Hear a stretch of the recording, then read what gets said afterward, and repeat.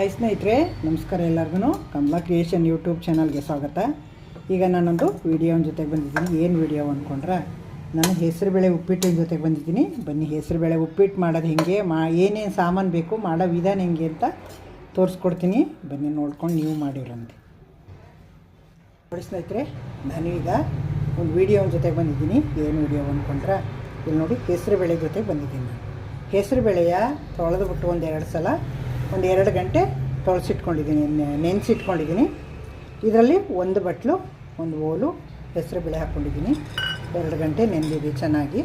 ಈಗ ನೀರು ಸೋರು ತೆಗೆದು ಬಿಡೋಣ. ಇದರಲ್ಲಿ ಉಪ್ಪಿಟ್ಟು ಮಾಡೋಕ್ಕೆ ಬಂದಿದ್ದೀನಿ ನಾನು. ಉಪ್ಪಿಟ್ಟು ತೋರಿಸ್ಕೊಡ್ತೀನಿ ನೋಡಿ.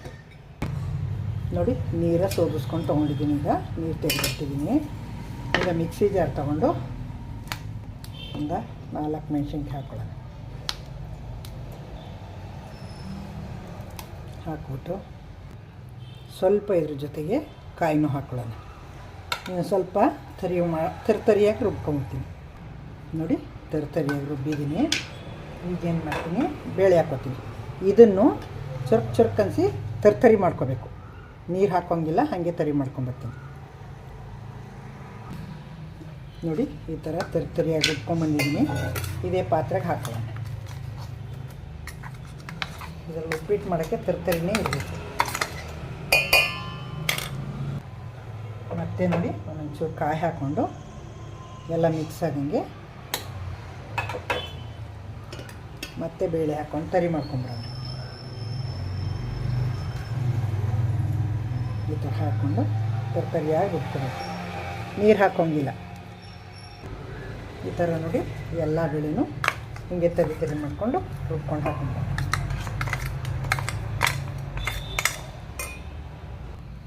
ನೋಡಿ ಸ್ನೇಹಿತರೆ, ಈಗ ತರಿಯಾಗಿ ರುಬ್ಕೊಂಡಿದ್ದೀನಿ. ಉಪ್ಪು ಹಾಕಬೇಕು, ಉಪ್ಪು ಹಾಕಿಲ್ಲ.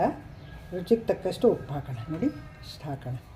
ಸ್ವಲ್ಪ ಇದೆ ಅಲ್ವಾ, ಉಪ್ಪು ಹಾಕ್ಬಿಟ್ರೆ ಕಷ್ಟ. ನೋಡ್ಬಿಟ್ಟು ಆಮೇಲೆ ಬೇಕಾದ್ರೆ ಒಗ್ಗರಣೆ ಹಾಕ್ತೀವಲ್ಲ, ಆವಾಗ ಬೇಕಾದ್ರೆ ಉಪ್ಪು ಹಾಕೋಬೋದು ನಾವು. ಈಗ ನೀರು ಕುದಿಯೋಕೆ ಇಟ್ಟಿದ್ದೀನಿ. ಈಗ ನೋಡಿ, ಹಿಂಗೆ ತೆಕ್ಕೊಂಡು ಹಿಂಗೆ ಮಾಡಿ ಸ್ವಲ್ಪ ಚೆನ್ನಾಗಿ ಬೇಯಬೇಕಲ್ಲ. ಹಿಂಗೆ ಮಾಡಿಬಿಟ್ಟು ಅಗಲಕ್ಕಿರ ಇಡ್ಲಿ ತಟ್ಟೆಗೂ ಇಟ್ಕೊಂಡು ಬೇಯಿಸ್ಕೊಬೋದು. ಇದನ್ನು ನಾನು ಸ್ವಲ್ಪ ಇದೆಯಲ್ಲ ಅಂದ್ಬಿಟ್ಟು ಇದಕ್ಕೆ ಇಟ್ಕೊಂಡಿದ್ದೀನಿ. ಚೂರು ಎಣ್ಣೆ ಸವರ್ಬಿಟ್ಟು ಇಟ್ಕೊಂಡಿದ್ದೀನಿ. ಇದನ್ನು ಒಂದು 10 ನಿಮಿಷ ಬೇಯಿಸ್ಕೊಂಡ್ರೆ ಸಾಕು. ತರಿ ಇದೆಯಲ್ಲ, ಬೆಂದುಬಿಟ್ರೆ ಚೆನ್ನಾಗಿರ್ತದೆ.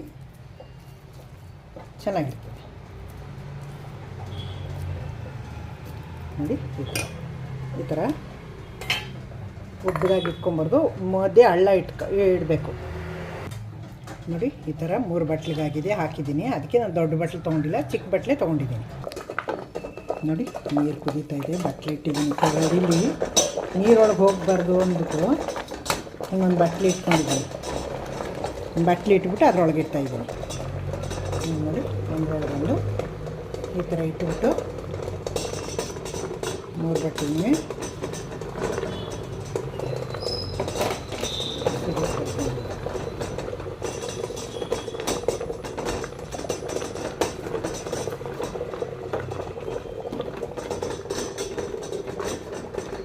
ಈಗ ನೋಡಿ, ಲಿಡ್ ಕ್ಲೋಸ್ ಮಾಡಿ 10 ನಿಮಿಷ ಬೇಯಿಸ್ಕೊಳ್ಳೋಣ.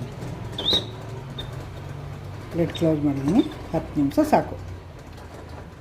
ನೋಡಿ ಸ್ನೇಹಿತರೆ, ಈಗ 10 ನಿಮಿಷ ಆಗಿದೆ. ಸ್ಟವ್ ಆಫ್ ಮಾಡಿಬಿಡೋಣ, ತಣ್ಣಗಾಗಲಿ. ನೋಡಿ ಸ್ನೇಹಿತರೆ, ತಣ್ಣಗಾಗಿದೆ. ಈಗ ಓಪನ್ ಮಾಡಿ ನೋಡೋಣ. ನೋಡಿ, ಎಷ್ಟು ಚೆನ್ನಾಗಿ ಬಂದಿದೆ ಅಂತ. ಈಗ ಹಿಂಗೆ ತೆಕ್ಕೊಂಡು ನೋಡಿ, ಎಷ್ಟು ಚೆನ್ನಾಗಿ ಬಂದಿವೆ. ಈಗ ತೆಗೆದುಬಿಟ್ಟು ಒಂದು ಪಾತ್ರೆಗೆ ಹಾಕ್ಕೊಂಡು ಎಲ್ಲನೂ ಇಟ್ಕೊಂಡ್ಬಿಡೋಣ. ಹಿಂಗೆ ತಗೊಂಡು ಇದೆಲ್ಲ ಪುಡಿ ಮಾಡ್ಕೋಬೇಕು.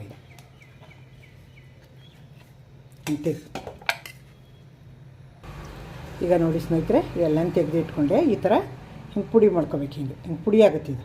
ಇದು ಬಿಸಿ ಇರೋದು ಹಿಂಗಿದೆ. ಆರಿದ್ರೆ ಪುಡಿ ಆಗುತ್ತೆ. ಉಪ್ಪಿಟ್ಟು ಥರನೇ ಆಗುತ್ತಿದೆ. ಈ ಥರ ಹಿಂಗೆ ಪುಡಿ ಮಾಡ್ಕೋಬೇಕಿದೆ ಎಲ್ಲನೂ. ನೋಡಿ ಸ್ನೇಹಿತರೆ, ಎಲ್ಲ ಪುಡಿ ಮಾಡ್ಕೊಂಡಿದ್ದೀನಿ. ಎಷ್ಟು ಚೆನ್ನಾಗಿ ಪುಡಿಯಾಗಿದೆ ನೋಡಿ. ರೆಡಿಯಾಗಿದೆ. ಈಗ ಒಗ್ಗರಣೆ ಹಾಕೊಂಬಿಡೋಣ. ನೋಡಿ, ಕೈಗೂ ಒಂಚೂರು ಅಂಟಲ್ಲ. ನೋಡಿ, ಒಂಚೂರು ಅಂಟಲ್ಲ. ಎಷ್ಟು ಚೆನ್ನಾಗಿ ರೆಡಿಯಾಗಿದೆ ನೋಡಿ ಸ್ನೇಹಿತರೆ. ಒಗ್ಗರಣೆಗೆಲ್ಲ ರೆಡಿ ಮಾಡ್ಕೊಂಡಿದ್ದೀನಿ. ಇದಕ್ಕೆ ಈರುಳ್ಳಿ ಜಾಸ್ತಿ ಹಾಕಬೇಕು. ಒಂದು 4 ಈರುಳ್ಳಿ ಕಟ್ ಮಾಡಿ ಇಟ್ಕೊಂಡಿದ್ದೀನಿ. ಕಡಲೆಕಾಯಿ ಬೀಜ ತೊಗೊಂಡಿದ್ದೀನಿ, ಕಡಲೆಬೇಳೆ ತೊಗೊಂಡಿದ್ದೀನಿ, ಉದ್ದಿನಬೇಳೆ ತೊಗೊಂಡಿದ್ದೀನಿ, ಸಾಸಿವೆ ಜೀರಿಗೆ ತೊಗೊಂಡಿದ್ದೀನಿ, ಮತ್ತು ಮೆಣಸಿನ್ಕಾಯಿ ಖಾರಕ್ಕೆ ಇನ್ನೂ ಹಾಕಬೇಕು.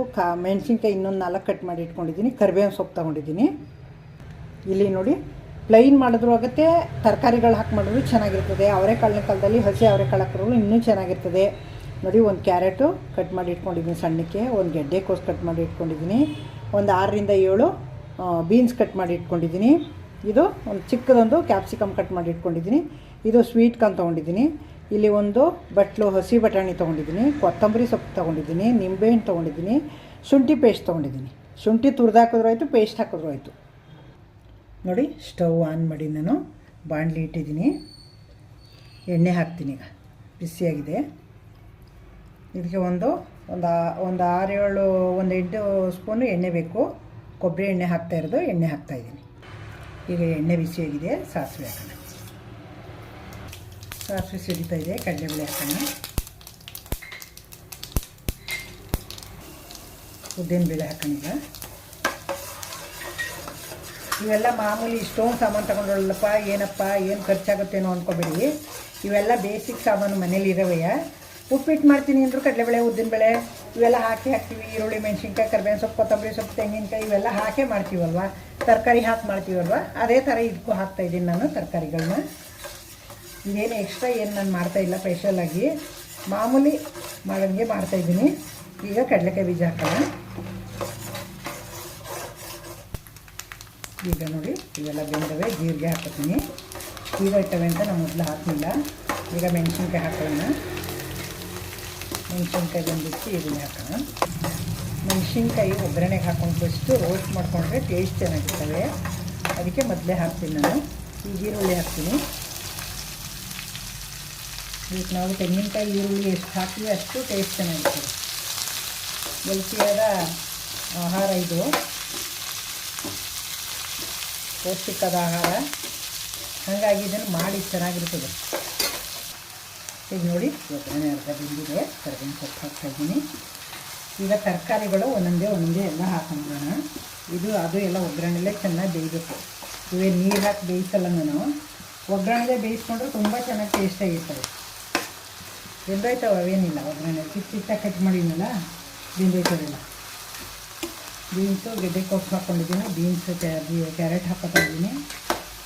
ಬಟಾಣಿ ಹಾಕೋತೀನಿ. ಈಗ ದಪ್ಪಮೆಣ್ಸಿನ್ಕಾಯಿ ಅವೆಲ್ಲ ಇನ್ನೊಂದು ಸ್ವಲ್ಪ ಹೊತ್ತು ಆದಮೇಲೆ ಲೈಟಾಗಿ ಹಾಕಿದ್ರು ಬೇಯ್ತಾವೆಲ್ಲ. ಈಗ ಉಪ್ಪು ಅದು ಹೆಸರು ಬೇಳೆಗೆ ಹಾಕ್ಕೊಂಡಿದ್ದೀನಿ. ಈಗ ತರಕಾರಿ ಸ್ವಲ್ಪ ಉಪ್ಪು ಹಾಕಿ ಒಗ್ಗರಣೆಗೆ ಬೇಯಿಸ್ಕೊಳ್ಳೋದು. ಬರೀ ಸಪ್ಪೆ ಐತವೆ ಒಗ್ಗರಣೆ ಎಲ್ಲ, ತರಕಾರಿ ಸಪ್ಪೆ ಐತವೆ. ಅದಕ್ಕೆ ಉಪ್ಪು ಹಾಕೊಂಡ್ತೀವಿ. ಒಗ್ಗರಣೆ ಒಳಗೆ ಬೇಯಿಸ್ಕೊಂಡ್ರೆ ಕರೆಕ್ಟಾಗಿ ಆಯ್ತದೆ. ಒಂದು ಅರ್ಧ ಸ್ಪೂನ್ ಹಾಕ್ಕೊಂಡಿದ್ದೀನಿ. ಹಾಕಿಸ್ತೀನಿ. ಜಾಸ್ತಿ ಉಪ್ಪಾದರೆ ಕಷ್ಟ. ಆಮೇಲೆ ಬೇಕಾದ್ರೆ ಹಾಕ್ಬಿಟ್ಟು ನೋಡಿ, ಬೇಕಾದ್ರೆ ಹಾಕೋಬೋದು ಉಪ್ಪನ್ನ. ನೋಡಿ, ಈಗ ಸ್ವೀಟ್ ಕಾರ್ನ್ ಹಾಕ್ತಾಯಿದ್ದೀನಿ. ದಪ್ಪ ಮೆಣಸಿನ್ಕಾಯಿನೂ ಹಾಕ್ತಾಯಿದ್ದೀನಿ. ಮನೇಲಿ ಎಲ್ಲ ತರಕಾರಿಗಳು ಇವೆಲ್ಲ ಇದ್ದರೆ ಹಾಕಿ ಮಾಡಿ, ಹಾಕಬಾರ್ದು ಅಂತೇನಿಲ್ಲ. ಇವೆಲ್ಲ ಹಾಕಿದ್ರೆ ಚೆನ್ನಾಗಿರ್ಬೇಕು, ಟೇಸ್ಟಿಯಾಗಿ. ಇವೆಲ್ಲ ಅರ್ಧಂಬರ್ಧ ಬಾಯ್ಲಾಗುತ್ತಲ್ವ, ಇನ್ನೂ ಟೇಸ್ಟಿಯಾಗಿ, ಇನ್ನೂ ಹೆಲ್ತಿಯಾಗಿರ್ತವೆ. ಇವೆಲ್ಲ ಆರೋಗ್ಯಕರವಾಗಿ, ಹೆಲ್ತ್ಗೆ ತುಂಬ ಒಳ್ಳೆಯದು ಇವೆಲ್ಲ. ನೋಡಿ ಸ್ನೇಹಿತರೆ, ಈಗ ಶುಂಠಿ ಪೇಸ್ಟ್ ಹಾಕ್ತಾಯಿದ್ದೀನಿ ನಾನು. ಇದು ಹಸಿ ವಾಸನೆ ಹೋಗೋದಕ್ಕೆ ಹುರ್ಕೊಳ್ಳೋಣ.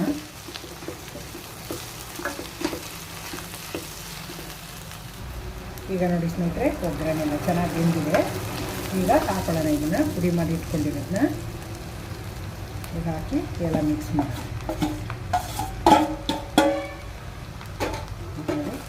ಈ ಥರ ಚೆನ್ನಾಗಿ ಮಿಕ್ಸ್ ಕೊಡಬೇಕು. ನೋಡಿ, ಒಂದು ಚಿಕ್ಕ ಬಟ್ಲಲ್ಲಿ ಹಾಕ್ಕೊಂಡಿರೋದು ನಾನು ಹೆಸರುಬೇಳೆ. ಇದು 4 ರಿಂದ 5 ಜನ ತಿನ್ಬೋದು. ನೋಡಿ ಎಷ್ಟು ಚೆನ್ನಾಗಿ ಒದಗುತ್ತೆ ಅಂತ. ಅಷ್ಟು ಚೆನ್ನಾಗಿ ಒದಗುತ್ತೆ.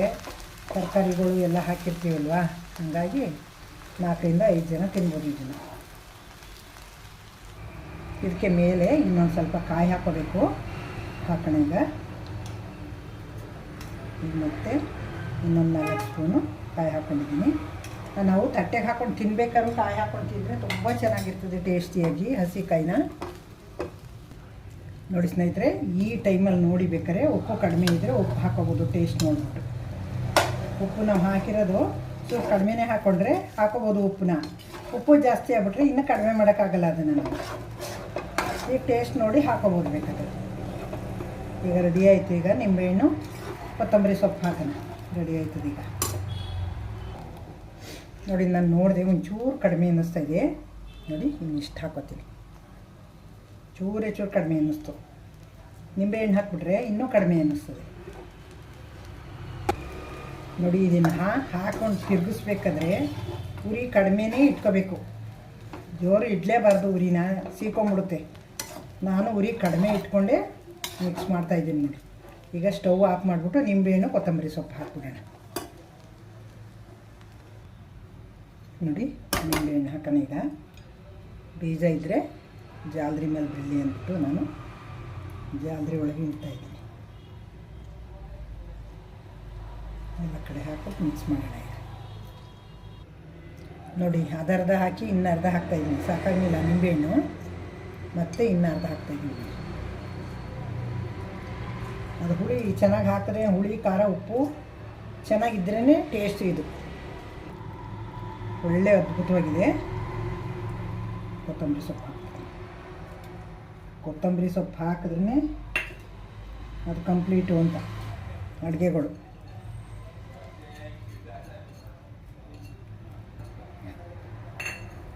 ಯಾವ ಅಡುಗೆ ಆದ್ರೂ ಕೊತ್ತಂಬರಿ ಸೊಪ್ಪು ಹಾಕ್ತಾನೆ ಯಾವ ಅಡುಗೆನೂ ರೆಡಿ ಆಗಲ್ಲ. ನಂತರ ರೆಡಿ ಆಯ್ತು. ಈಗ ಸರ್ವ್ ಮಾಡೋಣ. ನೋಡಿ ಸ್ನೇಹಿತರೆ, ಉಪ್ಪಿಟ್ಟು ರೆಡಿ ಆಯಿತು. ಹೆಸರುಬೇಳೆ ಉಪ್ಪಿಟ್ಟು ಸರ್ವ್ ಮಾಡ್ತೀನಿ ಬನ್ನಿ. ನೋಡಿ ಈಗ ಬಿಸಿ ಬಿಸಿ ಹೆಸರುಬೇಳೆ ಉಪ್ಪಿಟ್ಟು ಎಷ್ಟು ಚೆನ್ನಾಗಿ ಎಷ್ಟು ಉದುರಾಗಿದೆ ನೋಡಿ, ಎಷ್ಟು ಚೆನ್ನಾಗಿ ಬಂದಿದೆ ಅಂತ. ಇದು ಹೆಸರುಬೇಳೆ ಉಪ್ಪಿಟ್ಟು ಅಂತ ಯಾರೂ ಹೇಳೋಕ್ಕಾಗಲ್ಲ. ಇದೇನು ರವೆ ಉಪ್ಪಿಟ್ಟು ಏನು ಅನ್ಬೇಕು ಆ ಥರ ಇದೆ ನೋಡಿ. ಎಲ್ಲರೂ ಎಲ್ಲ ಹಾಗೆ ಇದೆ ನೋಡಿ. ಈಗ ನೋಡಿ ಸರ್ವ್ ಮಾಡಿದ್ದೀನಿ. ಮೇಲೆ ಹಿಂಗೊಂಚೂರು ತೆಂಗಿನಕಾಯಿ ಉದುರಿಸ್ಕೊಂಡು ತಿಂದರೆ ತುಂಬ ಟೇಸ್ಟ್ ಚೆನ್ನಾಗಿರ್ತದೆ ನೋಡಿ. ಮಾವಿನಕಾಯಿ ಉಪ್ಪಿನಕಾಯಿ ನಂಚ್ಕೊಳ್ಳೋಕ್ಕೆ ಚೆನ್ನಾಗಿರ್ತದೆ. ಮಾವಿನಕಾಯಿ ಉಪ್ಪಿನಕಾಯಿ ಹಾಕ್ಕೊಂಡ್ರೆ ನೋಡಿ, ಮಾವಿನಕಾಯಿ ಉಪ್ಪಿನಕಾಯಿ ಹಾಕ್ಕೊಂಡು ಬೇಕು ಅಂದರೆ ಮಕ್ಕಳೆಲ್ಲ ಮೊಸರು ಕೇಳ್ತೇವೆ, ಮೊಸರು ಹಾಕ್ಕೊಂಡು ತಿನ್ಬೋದು, ಚೆನ್ನಾಗಿರ್ತದೆ ನೋಡಿ. ಬೇಕು ಅಂದರೆ ಬರೀ ಇದೊಂದು ಸ್ವಲ್ಪ ತಿಂದ್ಬಿಟ್ಟು ಆಮೇಲೆ ಬೇಕಾದ್ರೆ ಮೊಸರು ನೆಂಚ್ಕೊಂಡು ತಿನ್ಬೋದು ನೋಡಿ. ಗಟ್ಟಿ ಮೊಸರು, ಮನೇಲಿ ಹಾಕಿರೋ ಮೊಸರು ಎಷ್ಟು ಚೆನ್ನಾಗಿದೆ ನೋಡಿ, ಗಿಣ್ ಥರ ಇದೆ. ಈಗ ನೋಡಿ ಸರ್ವ್ ಮಾಡಿದ್ದೀನಲ್ವಾ, ನಿಮ್ಗೆ ಇಷ್ಟ ಆಯ್ತಲ್ವಾ? ಈಗ ಹೆಸರುಬೇಳೆ ಉಪ್ಪಿಟ್ಟು ಹೆಂಗೆ ಮಾಡೋದು ಅಂತ ನೋಡ್ಕೊಂಡ್ರಿ ಅಲ್ವಾ? ಇದೇ ಥರ ಇದೇ ಮೆಥಡಲ್ಲಿ ಮಾಡಿ ಒಂದು ಚಿಕ್ಕ ಬಟ್ಲಲ್ಲಿ ಹಾಕ್ಕೊಂಡ್ರು ಸಾಕು ನೋಡಿ. ಎಷ್ಟು ಜನ ತಿನ್ಬೋದು, ಒಂದು 3-4 ಜನ ತಿನ್ಬೋದು. ಹಾಗಾಗುತ್ತೆ. ಚಿಕ್ಕ ಬಟ್ಲಲ್ಲೇ ಮಾಡಿ, ನಿಮಗೆ ಗೊತ್ತಾಗುತ್ತೆ. ಒಂದು ದಿವಸ ಮಾಡಿಕೊಂಡ್ರೆ ಹೀಗೆ ತರಕಾರಿಗಳು ಏನಿರ್ತವೆ ತರಕಾರಿಗಳು ಹಾಕಿ, ತರಕಾರಿ ಇಲ್ಲ ಅಂದರೆ ಪ್ಲೈನು ಮಾಡಿ, ಪ್ಲೈನು ಚೆನ್ನಾಗಿರ್ತದೆ. ಒಟ್ಟಿನಲ್ಲಿ ಈರುಳ್ಳಿ ಜಾಸ್ತಿ ಹಾಕಬೇಕು, ತೆಂಗಿನಕಾಯಿ ಹಾಕಬೇಕು, ಇದಕ್ಕೆ ಅಷ್ಟೇ. ಇನ್ನು ಬಾಕಿ ಯಾವ ತರಕಾರಿ ಬೇಕಾದ್ರೂ ಆ್ಯಡ್ ಮಾಡ್ಕೊಬೋದು ನಾವು, ಇಲ್ಲ ಅಂದರೆ ಹಾಗೇನೂ ಬೇಕಾದ್ರೆ ಮಾಡ್ಬೋದು. ಇಷ್ಟ ಆಯ್ತಲ್ವಾ? ದಯವಿಟ್ಟು ಹೊಸಬರು ನೋಡ್ತಾಯಿದ್ರೆ ನನ್ನ ಚಾನಲ್ಗೆ ಸಬ್ಸ್ಕ್ರೈಬ್ ನೋಡಿ. ಹಳಬರಿಗೆ ವಿಡಿಯೋ ಇಷ್ಟ ಆಗಿದ್ರೆ ಲೈಕ್ ಮಾಡಿ, ಶೇರ್ ಮಾಡಿ, ಕಮೆಂಟ್ ಮಾಡೋದು ಮರಿಬೇಡಿ. ಸಪೋರ್ಟ್ ಮಾಡಿ, ಜಾಸ್ತಿ ಜನಕ್ಕೆ ಶೇರ್ ಮಾಡಿ. ನೀವು ಎಲ್ಲರಿಗೂ ತಲುಪಲಿ, ಎಲ್ಲರಿಗೂ ರೀಚ್ ಆದರೆ ಎಲ್ಲರೂ ನೋಡ್ಕೊಂಡು ಕಲ್ತ್ಕೊಂಡು ಮಾಡ್ಕೋತಾರಲ್ವ. ಈಗ ನೀವು ಮಾಡಿಬಿಟ್ಟು ತಿಂದು ಟೇಸ್ಟ್ ಹೆಂಗೆ ಬಂತು ಅಂತ ನನಗೆ ಕಮೆಂಟ್ ಮೂಲಕ ಹಾಕಿ, ಫೋಟೋ ಹಾಕಿ, ನಾನು ನೋಡ್ತೀನಿ, ಖುಷಿ ಪಡ್ತೀನಿ ನಾನು. Thank you. ಇನ್ನೊಂದು ನೆಕ್ಸ್ಟ್ ಸೂಪರ್ ವಿಡಿಯೋ ಜೊತೆಗೆ ಬರ್ತೀನಿ.